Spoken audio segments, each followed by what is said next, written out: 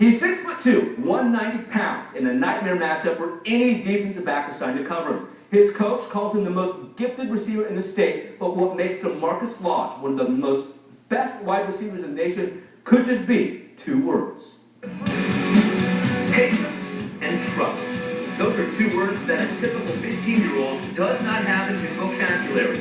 As a sophomore, Cedar Hill wide receiver, DaMarkus Lodge had to learn those words real quick if he hoped to reach his potential as a football player.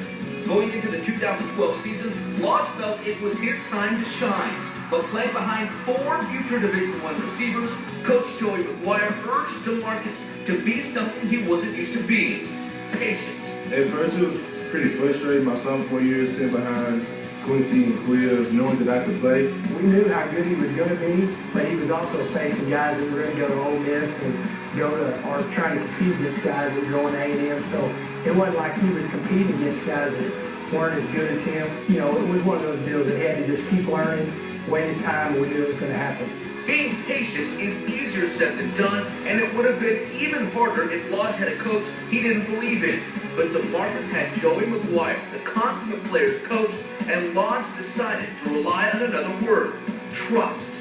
Just me trusting Coach McGuire so much and trusting his word, because he's never went back on his word on anything. Everything he says is going to happen. So, I mean, him just being loyal to me, it helped me stick that out. At the beginning, it was a little frustrating, but he figured they put him on varsity to learn, watch the game.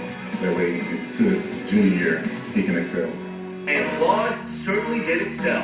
His junior year, DaMarkus changed Cedar Hill's motto from TTHL, turn the horns loose, to TDLL, turn DaMarkus Lodge loose. In his first year of starting at receiver, Lodge hauled in 72 passes for over 1,600 yards and 22 touchdowns. He became an instant threat from day one and a defensive coordinator's worst nightmare.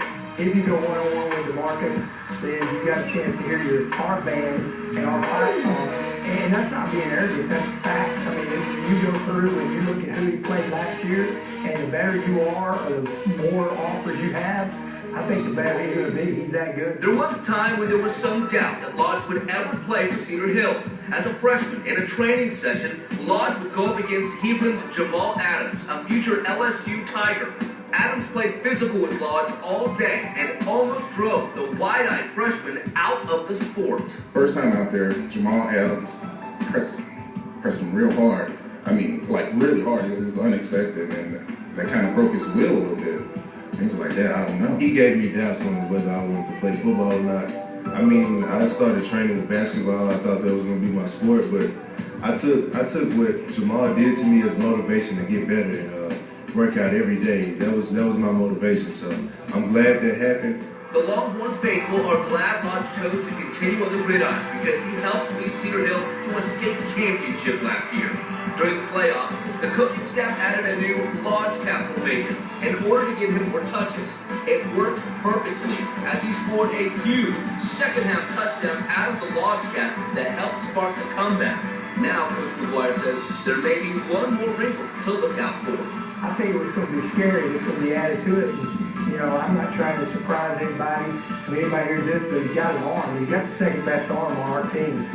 So don't be surprised if he doesn't throw it a couple of times. And, you know, we usually keep our quarterback in the game. So we're coming up with some pretty good trick plays out of the Lodge cap. Lodge committed to Texas A&M in the summer, but a couple of weeks ago he decommitted from Aggieland. Doesn't mean he won't end up there, but it does mean a lot of D1 coaches have smiles on their face knowing they got another chance at this stud receiver. When Inside High